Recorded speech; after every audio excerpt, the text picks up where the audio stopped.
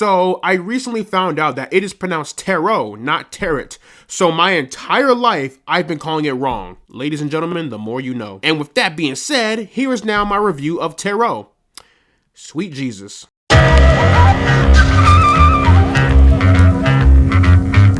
You know what? Screw it. I'm just gonna call it Tarot because this movie didn't care for itself, so why should I? So Tarot is a brand new PG-13 teen-targeted horror film. With that information alone, you kind of know what you're in for. The film is directed by Anna Hallberg and Spencer Cohen, and it stars Avantika, Harriet Slater, and Jacob Batalon. So the movie is about a group of friends who unleash an unspeakable evil trapped within a cursed deck of tarot cards. One by one, they come face to face with fate, racing against death to escape the future foretold in their readings. When I first saw the trailer for this movie, I immediately said no. Like, I had no interest in seeing this movie whatsoever. But then right before its release date, I told myself, TJ, what if this ends up being a fun, bad film? And knowing me, I do like fun, bad movies. Then I said, screw it, I'm gonna go see it. So I went in pretty much expecting a fun, bad film, and to an extent, I kind of got that. So let me start with the only two pros that I do have. First off, I did like the design of the tarot cards. All of the tarot cards had this evil and sinister look to them. If anything, there was more effort put into those tarot cards than the actual movie itself. And also, there are some surprisingly decent looking shots in this movie. I don't think the cinematography is anything spectacular, but for a PG-13 teen targeted horror film,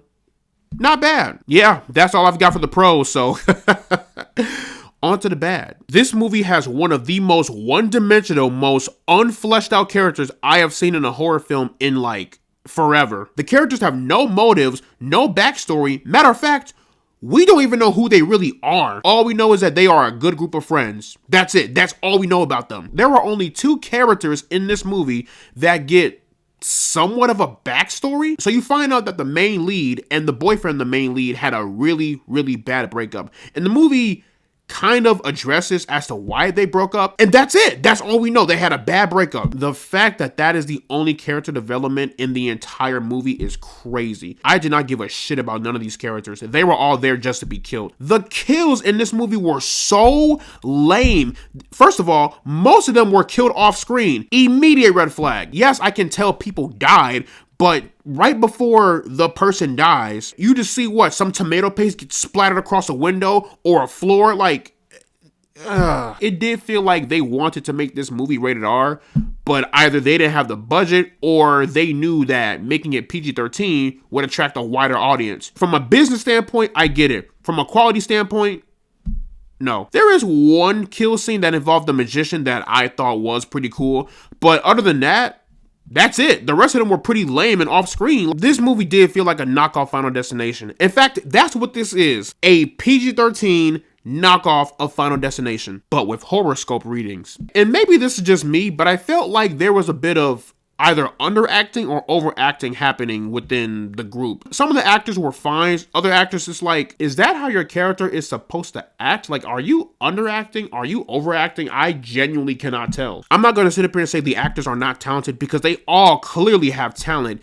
It's just something with the acting just fell off and I couldn't quite put my finger on it. And with this being a PG-13 horror film, there are jump scares in here and yeah, they kind of suck. There's probably like what, maybe 2 good jump scares, but for the rest of them, you can clearly see it coming. Also, I'm going to tread carefully with this because it's somewhat spoiler material, but then again, you don't give a shit. One of the characters survives their fate and the way that they explain that, it was so lazy. It's like y'all really, really did not care for this movie, huh? In the words of the great Deadpool. Well, that's just lazy writing. But in the end, y'all, Tarot is not a good movie. But I do believe you can find some fun in this pretty mediocre and bland film. So plugging Tarot or Tarot into the rank system, I am placing this one into the negative zone. But yeah, y'all, that is pretty much my review for Tarot. Let me know down in the comment section below what you guys thought about Tarot. Did you love it? Did you hate it? Would you prefer this over Night Swim? Or would you prefer this over Imaginary? Or both? Whatever you thought, let me know down in the comment section below. And as always, guys, leave a like and subscribe if you want to see more. And I will see you all in the next one.